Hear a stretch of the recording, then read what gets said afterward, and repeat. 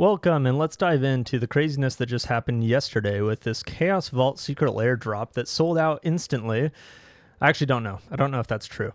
Because what happened was I got the alert that this popped, and what I did is I took a look at the Wizards announcement, I took a look at the cards, and this drop was quite interesting because it has the exact same cards at different price points. You could buy the exact same cards for $10, or you could buy the exact same cards for $20, or you could buy the exact same cards for $40. Very strange, I thought to myself. What are the cards? Well, the cards are Nature's Lore, Wood Elves, Sky Shroud Claim, and Dryad Arbor.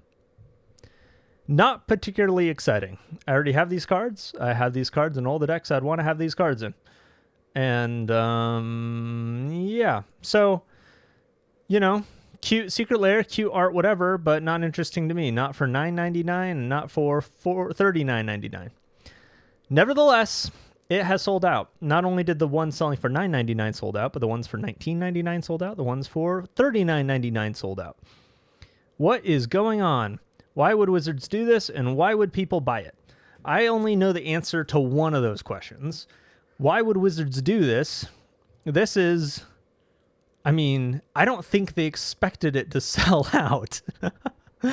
They're taking 4 cards that aren't particularly valuable, aren't even necessarily strong. Wood Elves isn't... I'm pretty sure Wood Elves has been powered crept to oblivion. Nature's Lore is good. It's a good card for sure.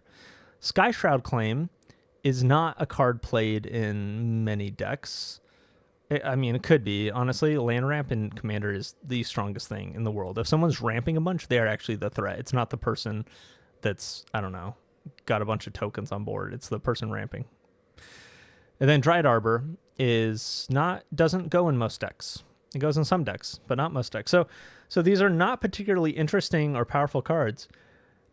And it sold out. It sold out. And so why would Wizards do this? Well, like I mentioned, it's because they didn't think it would sell out. They were trying to check what is a reasonable price to sell 4 not-so-good cards in special art, foil, non-foil. And what they learned was that $39.99 was not enough. They should have kept doing price tiers. They should have gone... They needed to do $39.99 and then $49.99 and then $59.99 and then $69.99. And they needed to go all the way up to like $150. And then they would have found out. They would have found out what kind of dumbos we all are in the Magic community. Right now, we are Dumbo above $49.99 for foil. But we don't know how high that floor can go. Fascinating stuff. I don't know why it sold out. I think Chaos Vaults have historically done well, I guess, maybe. So maybe speculators got in on it. But yeah, buying this drop for $39.99 after knowing that some people got it for $9.99 is pretty crazy. Pretty crazy. Anyways, Fallout though. Following up on Fallout, a couple of the Fallout bundles have sold. What's funny is that it's the non-foil ones that are selling, which is indicative of players buying the cards, not collectors or scalpers, which is good. It's also interesting, too. They're now advertising new designs. I think they used to say mechanically unique, but they changed that wording. New designs. They have got new designs is a advertisement for the cards that are mechanically unique, which used to be this big controversial thing, and now they're using it as marketing, which is interesting.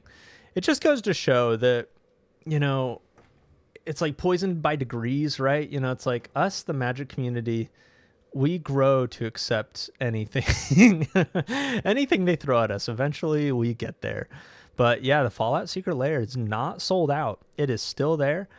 I still stand by that eventually it will sell out. These are strong cards for strong decks. But we'll see. Okay, what else? Oh, hey, Pleasant Kenobi made a great video on this Secret Lair. You should go check him out. Okay, let's talk about pricing on MTG Goldfish, but honestly, anywhere. Anywhere that there are prices for cards, they're often misleading.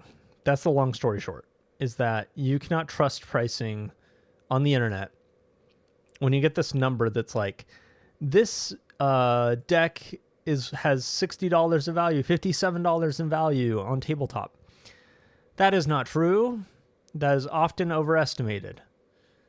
I mean, one of the ways we know that's not true is like some of these cards, like Path to Ancestry, TCG mid is 20 cents.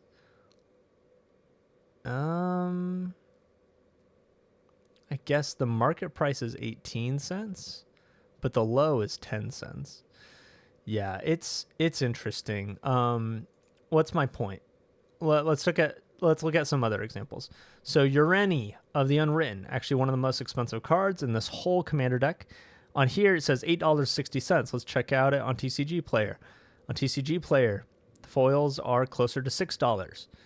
Now the market price is $7.23, which is closer to $8.60, but it's still below. It's over 10% below.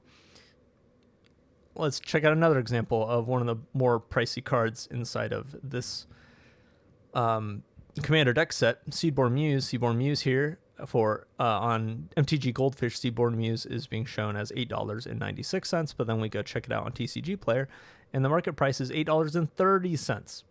So this one's closer, and of course the low is like closer to $7. So the price is closer than it was for Ureni, but it's still off.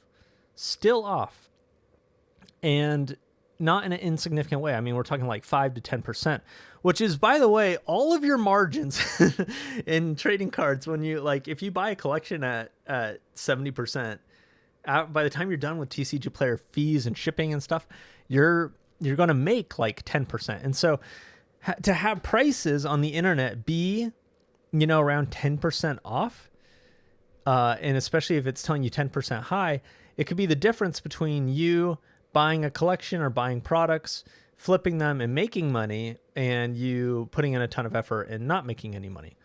Very interesting. Let's see. That might be it.